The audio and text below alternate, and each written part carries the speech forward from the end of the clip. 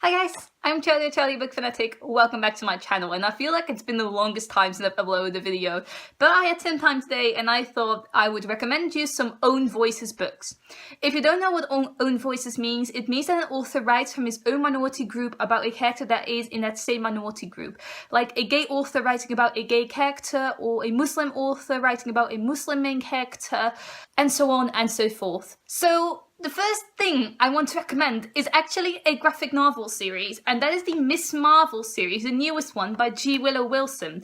This series follows a Muslim main character, and it really shows her background and how her family acts. And for example, the main character's mother wears a hijab, and the author is Muslim as well, and she also wears a hijab.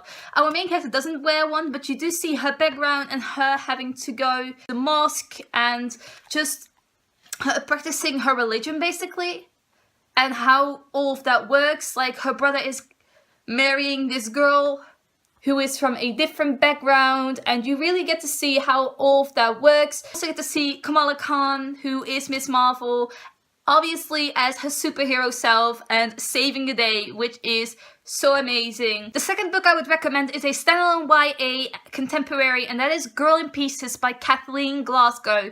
And this follows a girl who suffers from depression and she self-harms. And I have to give all the trigger warnings for this because honestly it did trigger me a little bit.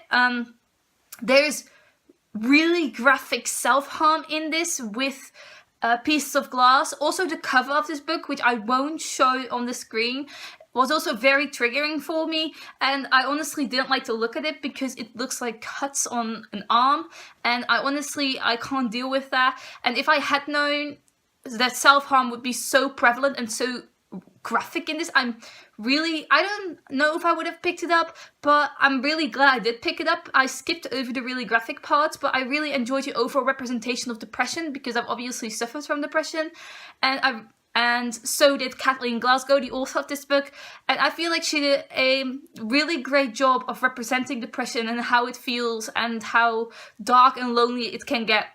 Because I do feel like some books romanticize depression a lot and make it seem like this totally beautiful thing, which it isn't.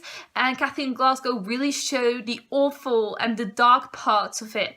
The third book is also a YA contemporary standalone, and that's Away We Go by Emil Ostrovski. The own voices part about this is homosexuality. The main character is gay, as is the author, and the main character goes to this boarding school for sick kids. All of the kids in this boarding school will die before they ever graduate, and it's a very sad story, but I also thought it was written beautifully. And I know a lot of people have criticized this book and didn't like it as much as I did, but I really connected with the writing style of it because it's very poetic and flowery, and I really like this kind of writing styles. Like, it reminded me of Benjamin Alire-Sands, and if you don't like his writing style, I really don't think you will like this book and this writing style either. But I really connected with Benjamin Alire-Sands and all of his books, and I connected Away We Go with his books, so it had a really positive impact for me. Then I want to recommend The Rest of Us Just Live Here by Ness. This features OCD and homosexuality. The main character has OCD and another character is gay, but the author is gay and he also has OCD, and he has written these two things in two separate characters. But I think I especially like the OCD aspect of it. I obviously can't tell you if it is representative or if it was written well, but I imagine it was written from the author's own perspective.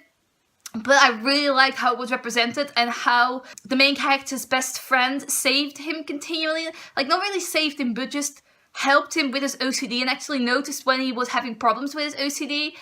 And I also really liked the representation of homosexuality in this and how it just wasn't really a big deal, because you eventually find out, like, the main character, who is a guy, even has had relations with his best friend, and it wasn't a big deal, and it shouldn't be a big deal, and I really like that. This book is basically a parody or a satire on the chosen one trope, and our characters in this book are basically the people who will be side characters in other novels.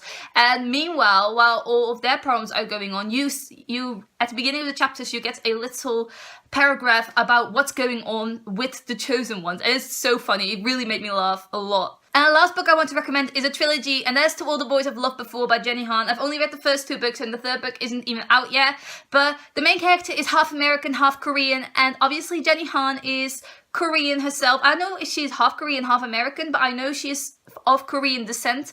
And I really like that. I really like the first book in this series when it was just a standalone, because it was a standalone at first, and then it became a duology, and then it became a trilogy. And I don't know if I want to read a 3rd book after knowing how the 2nd book ended, but I really like the first book in this series, and it was a contemporary about this girl who fell in love with a guy, obviously, and especially her relationship with her family and with her sisters. It was really great to read about. The overall premise of the story is that this girl has written letters to all the boys she's loved before, and she kept them in this box under her bed, and she never sent them out. But then one day they suddenly get sent out, and everyone receives the letters she ever wrote to them.